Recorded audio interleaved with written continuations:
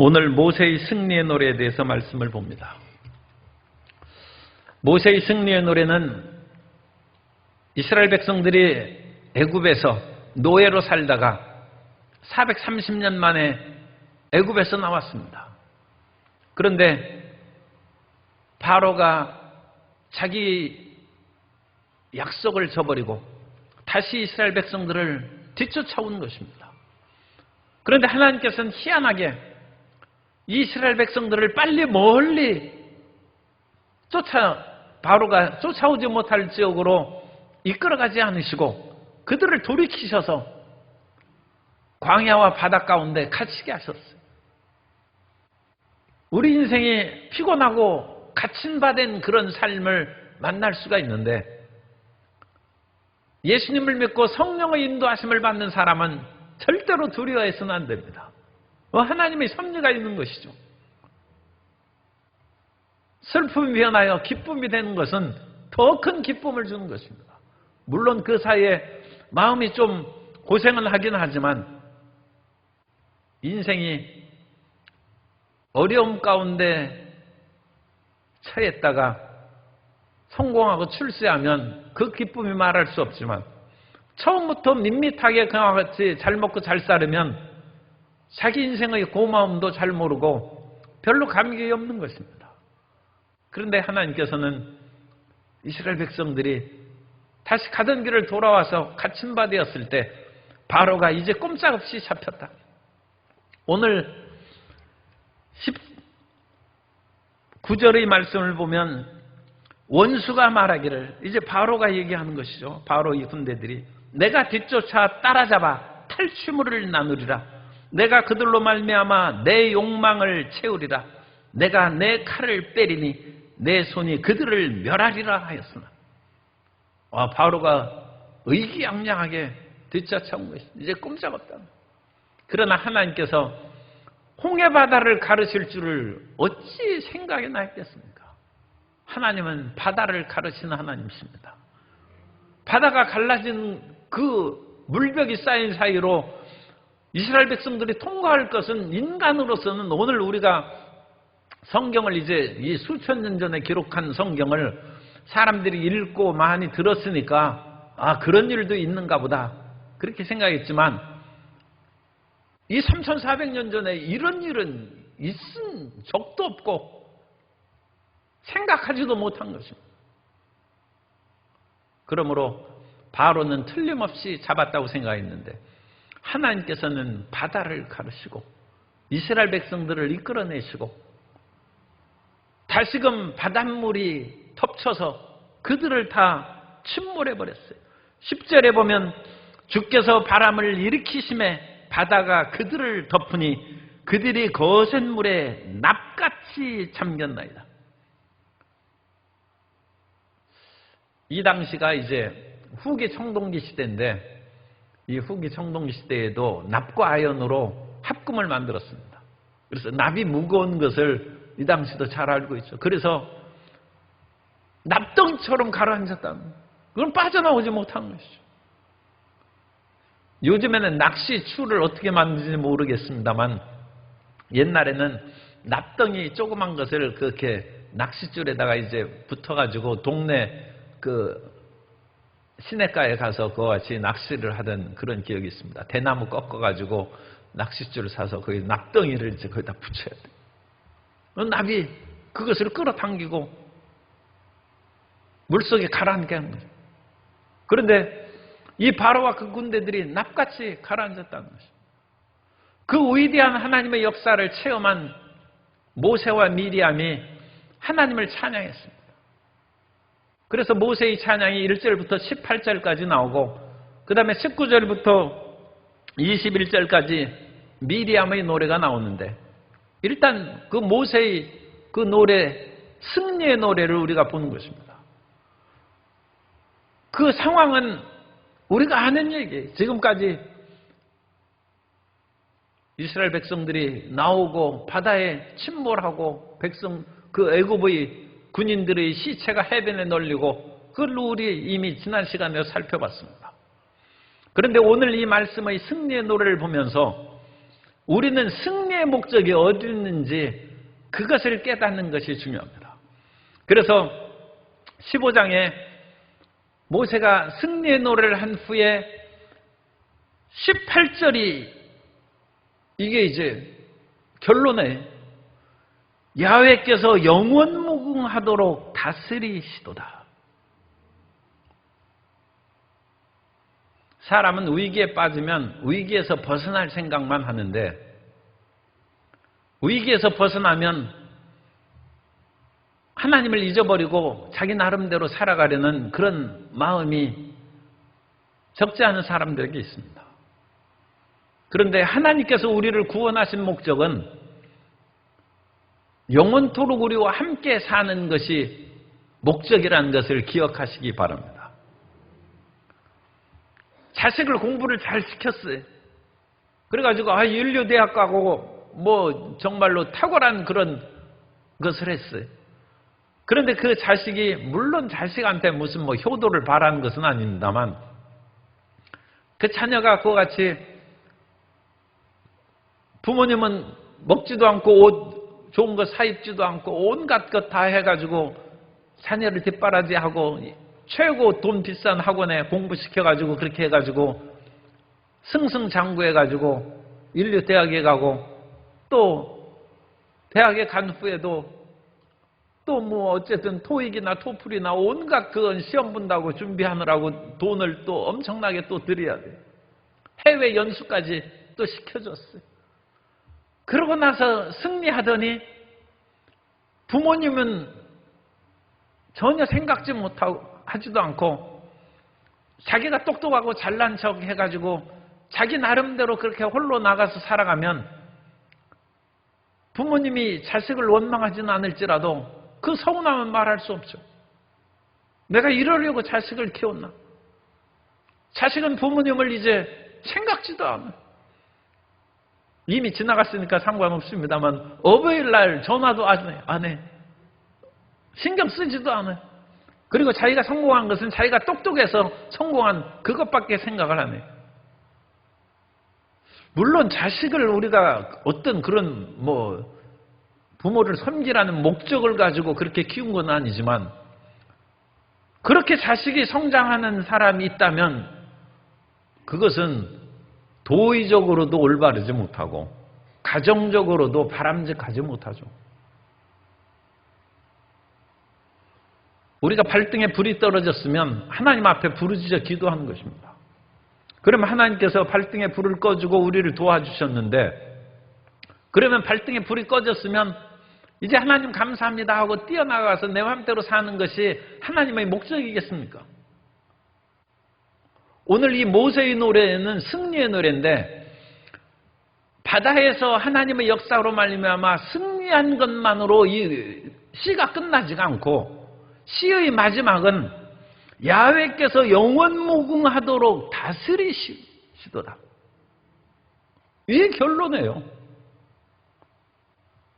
하나님의 은혜를 체험함으로써 이제는 하나님 품에서 하나님의 다스림을 받고 하나님과 더불어 사는 것이 그것이 목적이라는 거죠. 출애굽의 목적은 노예에서 단순히 해방시키는 것이 목적이 아닙니다. 사람이 노예로 살고 있으면 노예에서 벗어난 것이 지금 발등에 떨어진 불이죠. 그러나 하나님께서는 그 노예를 이끌어서 하나님을 섬기고 하나님을 기쁘시게 하는 인생으로 변화시키고 더 나아가서 아직도 노예로 살고 있는 사람들에게 자유와 해방을 선포하는 그 사명을 수행할 수 있는 일꾼으로 삼기 위해서 주님께서 먼저 해방시켜 주신 줄 믿습니다. 이 하나님의 이 거대한 섭리를 우리가 기억하는 것이 중요합니다. 그러므로 우리는 우리 앞에 어떤 문제를 해결함에 있어 부르짖어 기도할 때에도 하나님께서 이것을 해결해 주시면 내가 무엇으로 주님의 은혜를 보답할까? 내가 무엇으로 하나님의 뜻에 맞게 살아갈까? 그것을 생각하는 것이 하나님을 기쁘시게 하는 것이고 하나님의 섭리에 맞게 살아가는 것인 줄 믿으시기 바랍니다. 조심스러운 얘기입니다만 어쨌든 다른 나라 얘기로 그냥 생각하세요. 국민들이 대다수가 지지해가지고 그야말로 높은 지위의 대통령을 뽑았어요. 그러면 그 정권은 얼마나 감격하고 모든 국민들이 70, 80% 전폭적인 지지로 됐어요.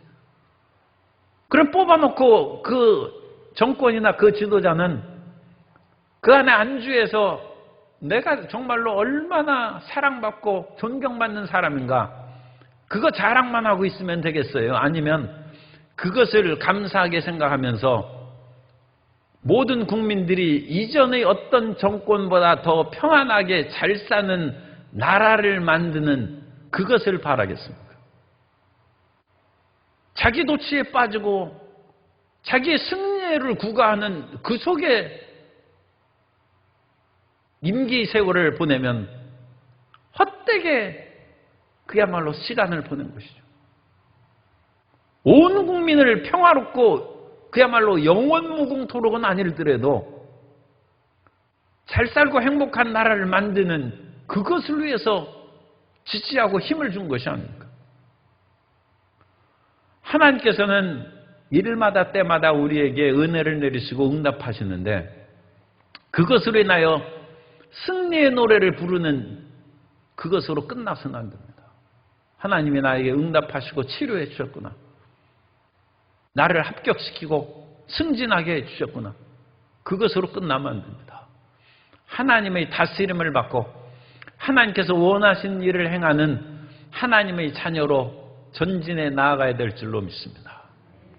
그래서 이 모세의 승리의 노래는 출애굽의 그 사건으로부터 사실 17절, 18절의 그런 영원히 다스리다는 그것은 나중에 시온에서 하나님이 좌정하셔서 온 이스라엘을 다스리는 그 위대한 비전까지 나타나 있습니다.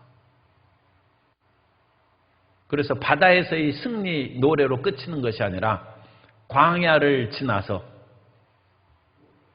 여호수아의 가나안 정복을 지나서 시온산에 하나님의 성전을 짓고 하나님께서 그곳에서 온 이스라엘 백성들을 영원토록 다스리는 그 놀라운 비전까지가 1절부터 18절까지 나와 있습니다. 그래서 이 뒤에 부분은 그렇게 구체적으로 언급하지 아니하고 굉장히 압축돼서 나와 있습니다만 출애굽의 승리가 하나님의 영원한 다스림으로 연결된다는 그것을 기억하고 오늘 우리가 어떤 삶의 문제에서도 승리했을 때 영원토록 하나님과 더불어 살아가는 그 꿈과 비전으로 전진하는 성도 여러분 되시기를 바랍니다. 그러면 좀 구체적으로 살펴보면 그 15장 1절에 이제 이 노래로 야훼께 노래하니 일렀으되 내가 야훼를 찬송하리니 그는 높고 영화로우시며 말과 그 탄 것을 바다에 던지셨음이로다. 이거 다 바다에 빠져서 죽었지 않습니까? 그러므로 야훼는 나의 힘이시오 노래시며 나의 구원이시로다.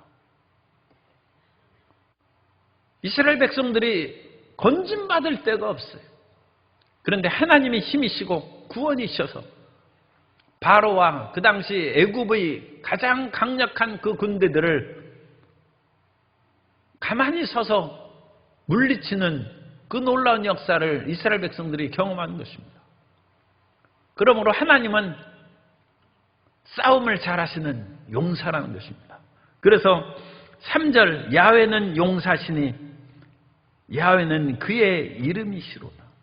그래서 야훼는 용사시라는 그 단어는 이시밀하마라는 그 단어를 쓰는데 용사는 사람이죠. 이시는 남자란 뜻입니다. 밀하마는 전쟁의 남자라는 전쟁. 하나님은 싸움을 잘하는 그런 사나이란. 그래서 그렇게 너무 문자적으로 번역하면 좀 곤란하죠. 하나님에 대한 경외. 그래서 이제 용사라고 이렇게 하는데 전쟁에 능하신 하나님이시다. 오늘날 외국에서 인종차별이 있어서 동양인들을 묻지마 폭행하고, 인종차별 문제가 아니라 우리나라에서도 그같이 남녀노소를 불문하고 그냥 연약한 사람을 그냥 폭행하는 일들이 많이 있어요. 이 젊은이들이 노인 공경은 말할 것도 없고 아예 그냥 노인들을 자기 화풀이하고 그런 폭력의 대상으로 삼는 일이 가끔 신문에 뉴스에 보도되고 그러는데 참 큰 문제입니다. 이 세상이 포악해지고 사람들이 그 속이 뒤틀려 있는 것이죠. 그런데 그런 속에서 주변 사람들이나 경찰들이 도움을 줄 수가 없어요. 그때 항상 주의 성도님들은 야훼는 나의 용사시라니, 하나님은 싸움에 능하신 분, 우리를 지키시고 돌보시는 하나님이심을 믿으시기 바랍니다. 엘리사가 도단성에 있을 때 아람 군대들이 도단성을 에워쌌습니다만 그 엘리사의 종은 너무 두려웠죠. 이제 꼼짝없이 죽었구나. 그런데 엘리사가 하늘의 천군 천사들이 우리를 에워싸고 있으니 두려워할 것이 없다. 영안이 열려서 보니까 아람 군대보다 더 어마어마한 군대들이 도단성을 에워싸 엘리사를 지키는 것입니다.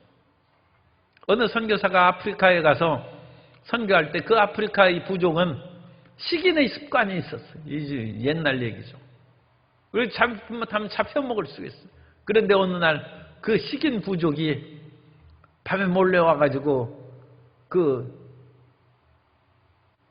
선교사를 이제 붙잡아 가려고 와서 보니까 하얀 옷을 입은 군인들이 그 선교사의 집을 뺑 둘러 지켜보고 하시더라고요.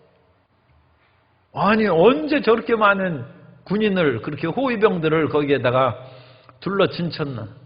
그래서 그 붙잡으려 오른 부족이 물러가서 나중에 그런 간증을 한 것입니다.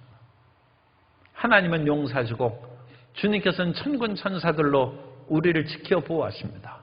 항상 그와 같은 믿음과 담대함으로 이 세상에서 보호받고 전진하는 우리 성도 여러분 되시기를 바랍니다.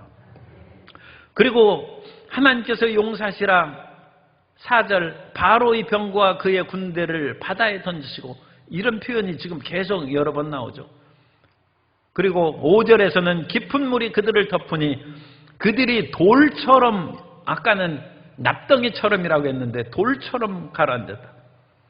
그리고 주의 오른손의 권능으로 이 모든 사람들을 다 침몰시켰다는 것입니다. 6절에 보면 야훼여 주의 오른손이 권능으로 영광을 나타내시니이다. 그래서 이 오른손은 힘을 상징하는 것입니다. 힘을 상징. 그래서 하나님은 오른손이나 왼손이나, 하나님이 그 영이신데 우리 사람처럼 오른손 왼손이 있겠습니까? 그런 또 어떤 오른손 왼손이 있으면 그런 공간에 이제 제한이 되는데, 하나님은 시간과 공간에 제한을 받지 않습니다.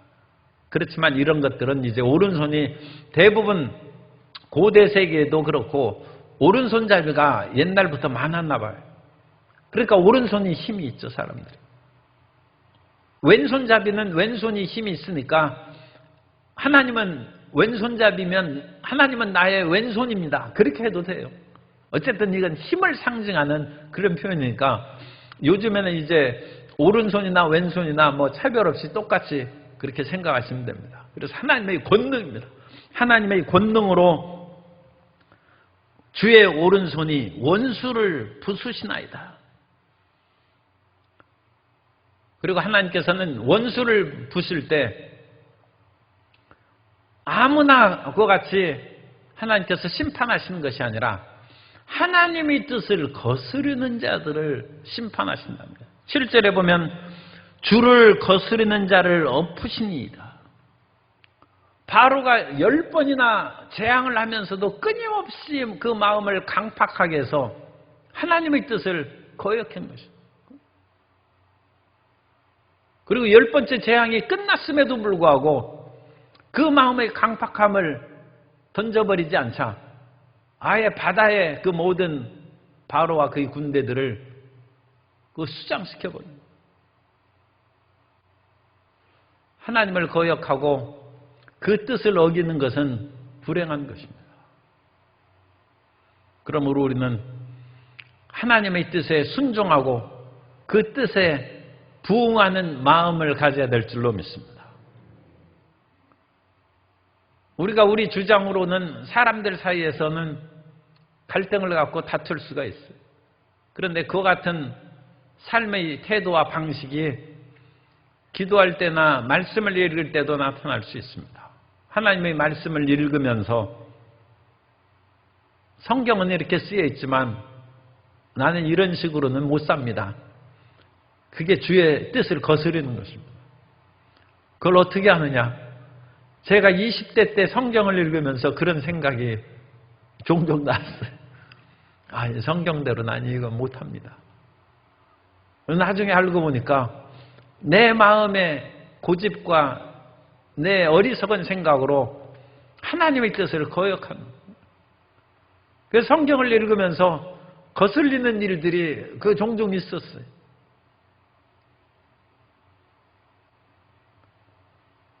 성경은 하나님의 생각입니다. 그리고 우리는 우리의 생각이 살아오면서 자기가 가정에서 배웠던지 책을 통해서 배웠던지 어쨌든 간에 자기 생각이 있죠. 어린아이들도 자기 생각을 가지고 나이가 17살 돼도 부모님의 생각을 거스리고 그러는데 그건 사람끼리야 생각이 서로 다를 수 있으니까 서로 간에 잘 이해하고 타협할 수 있어요. 그러나 하나님은 타협하지 않습니다. 왜? 하나님은 절대 선이시기 때문에. 인간은 부족하죠. 그러므로 우리는 우리가 가진 것이 절대적인 선이라고 얘기할 수 있는 사람은 없어요. 그러나 하나님은 절대 선이십니다. 그렇기 때문에 하나님은 완전하신 것이죠. 그런데 완전하신 하나님의 말씀을 우리가 거역하는 것은 주를 거스리는 것이고 거스리는 자는 나중에 벌을 받는 것입니다. 심각해지면 심판을 자취하는 것입니다. 그래서 우리는 마음에 거슬림이 생기는 그런 것들을 항상 잘 살펴봐서 그것이 회개거리입니다. 우리가 눈에 보이는 그런 확실한 죄, 회개하는 그것은 당연한 것이지만 우리 마음 가운데 거슬리는 것을 회개 안 하는 그런 경우가 있는데 그런 것들은 잘 살펴서 우리 마음을 더 겸손하고 순종한 마음으로 그래서 하나님과 우리의 마음이 합한 자가 되는 삶이 우리의 목표가 돼야 됩니다. 그래서 하나님의 생각이 내 생각이 되고 하나님의 뜻을 우리가 기쁨 가운데 행해 나간다면 우리의 인생이 훨씬 더 행복하게 될 줄로 믿습니다. 그래서 거스르는 자를 엎으시고 8절에는 이제 이런 것은 신인 동성 동형론적 표현이라고 하는데 하나님께서 진노의 콧김을 하나님이 콧김을 불어넣고 그러겠어요. 그런데 우리가 이해하기 쉽게 그렇게 쓴 것입니다. 그래서 주의 콧김에 물이 쌓이되 그래서 하나님께서 바람을 일으켜서 물을 쌓이고 파도가 언덕같이 일어서고 그러므로 주님께서 심판할 준비를 다 했는데 원수의 교만한 생각이 아까 9절에서 읽었습니다만 우리가 따라잡아서 이스라엘의 모든 것들을 빼앗고 탈취물을 얻으리라 하는데 그들이 다 바다에 오히려 잠겼다는 것입니다. 10절 납같이 잠기고 11절 야훼여 신중에 주와 같은 자가 누구니까 주와 같이 거룩함으로 영광스러우며 찬송할 만한 위엄이 있는 분이 어디 있겠습니까? 이 위대한 일을 행하신 그 하나님은 야훼 하나님 한 분뿐이라는 것입니다. 그래서 1절부터 12절까지는 바다에서 구원하신 하나님의 영광의 역사를 여기에서 표현하고 있습니다. 그리고 13절부터 18절까지는 또 다른 단락이 시작하는데, 그건 하나님께서 이스라엘 백성들을 이제 이끌어내셔서 젖과 꿀인 땅으로 이끌어내시고, 그로 말미암아 영원히 하나님의 다스림을 받는 백성으로 이끌어가는 내용을 여기에서 말씀하고 있습니다. 13절, 우리 성경 있는 분은 13절을 우리 다 같이 읽도록 하겠습니다. 13절, 주의 인자하심으로 주께서 구속하신 백성을 인도하시되 주의 힘으로 그들을 주의 거룩한 처소로 들어가게 하시나이다. 여기서부터는 상당히 이제 그 출애굽 바다의 사건하고는 좀 다른 장면입니다. 그래서 여기에서는 광야의 인도에 대한 언급입니다. 그래서 주의 인자하심으로 주께서 구속하신 백성을 인도하시되, 하나님께서는 우리를 구원하실 뿐만 아니라 우리를 인도하시는 하나님이십니다. 그래서 출애굽의 구원을 받는 것도 중요하고 바다에서 건짐받는 것도 중요합니다. 그러나 그 다음에 우리에게 반드시 지켜야 될 것은 하나님의 인도하심에 순종하는 것입니다. 따라서 하세요. 나는 하나님의 인도하심에 순종합니다. 성령님의 인도하심을 따라갑니다. 이 인도하심을 받지 않은 출애굽의 첫 세대들은, 이 다음에 이제 나오겠습니다만 이 시에서 지금 먼저 압축하고 예언적으로 말씀한 것입니다. 출애굽 제1세대들은 길을 걸어가면서 우리가 광야에서 어찌 이와 같이 고생하느냐, 이제 곧바로 나옵니다. 아니, 우리가 광야에서 먹을 것이 없이 굶어 죽으려고 이 땅에 나왔는가? 그래서 하나님께서 만나와 메추라기를 주셨어요. 그래서 그 백성들이 또 불평합니다. 우리 목말라 죽겠다. 하나님께서 반석을 쳐서 물을 내주셨어요. 그럼에도 불구하고 그 백성들은 살아가는 광야의 인생이 편한 것이 뭐 얼마나 있겠어요.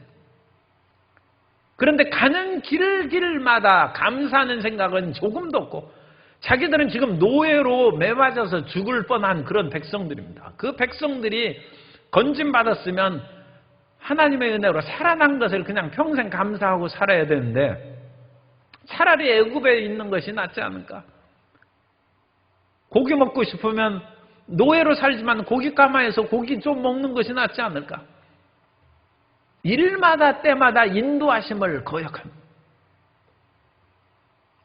그리고 그 거역의 마지막 단계가 12 정탐꾼이 정탐하고 왔을 때 차라리 우리가 지도자 세워서 애굽으로 돌아가자 함으로써 하나님께서 그들을 심판하시고, 사람이 멈춰야 할 때가 있는데 사람이 반역하고 불순종하다 보면 멈춰야 될 것을 알지 못하고 끝까지 나아갑니다. 그러면 그때는 심판이 다가옵니다. 그래서 애굽의 출애굽 첫 세대들은 광야에서 다 죽고 말았습니다.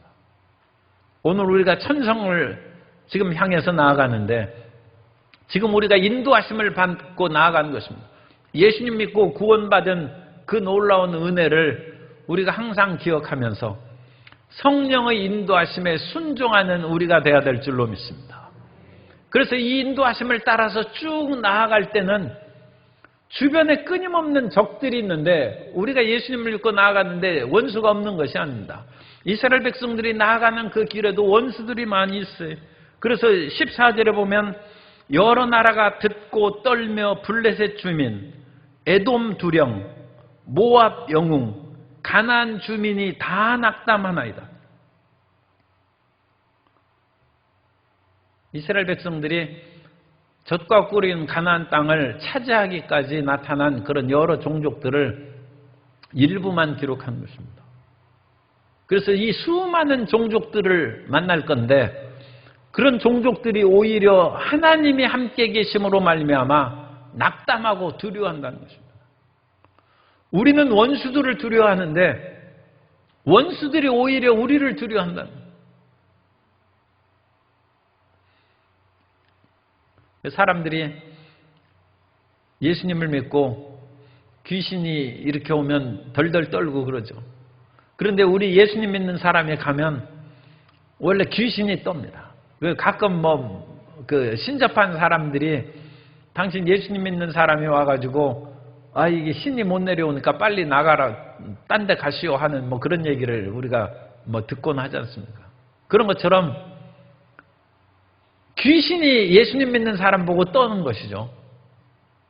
그런데 예수님 믿는 사람은 자기를 위협하는 그런 귀신의 세력에 그냥 떨고 있어요. 그래가지고 귀신도 떨고 그 마음에 담대함이 없는 예수 믿는 사람은 서로 둘이 떨고 있어요. 덜덜덜. 그런데 지금 초창기에는 이스라엘 백성들이 애굽에서 나왔을 때 이스라엘 백성들이 떠는 얘기, 이스라엘 백성들이 나중에 떨죠. 12정탐꾼 보냈을 때는 그 사실 떠는 얘기 아닌가. 우리는 사로잡히고 우리의 자녀들은 우리는 칼날이 죽고 우리의 자녀들은 사로잡힐 것이다. 자기들이 떨면서 하는 얘기죠. 그런데 지금 15장에서는 백성들은 아니고 주변의 민족들이 다 덜덜 떨고 있어요. 그래서 어찌나 떴는지 이스라엘 백성들이 지나갈 때 입을 뻥끗 열지도 못해요. 사실 두려움이 다가오면 사람이 말을 못해요. 도둑이 하라고 소리도 안 나와요. 사람이 무서우면 강도야 소리도 안 나와요. 우리가 마음을 굳세게 해야지. 그리고 반드시 어려움을 당할 때는 입을 열어서 안경 쓴 아저씨 도와주세요. 그렇게 분명히 얘기해야 돼요. 그렇게 하면 사람은 그렇게 자기를 지적할 때는 분명히 도와줍니다. 그런데 무조건 살려주세요 하면 아무도 그냥 다 무서우니까 도망가는 거예요.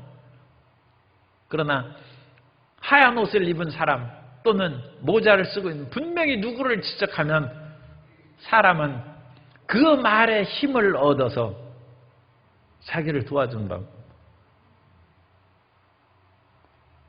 그런데 이 주변에 있는 모압이나 블레셋이나 이런 사람들이 이스라엘 백성들이 들어갈 때는 무서워서 말도 못해. 그래가지고 16절에 보면 놀람과 두려움이 그들에게 임하매 주의 팔이 크므로 그들이 돌같이 침묵하였사오니. 입이 돌같이 굳어졌다. 입이 굳어져서 말 한마디 못하게 그렇게 되어 있는데,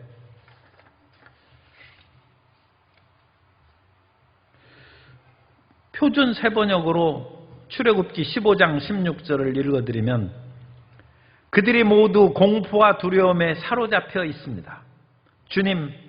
주님의 권능의 팔 때문에 주님의 백성이 다 지나갈 때까지, 주님께서 속량하신 이 백성이 다 지나갈 때까지 그들은 돌처럼 잠잠하였나이다.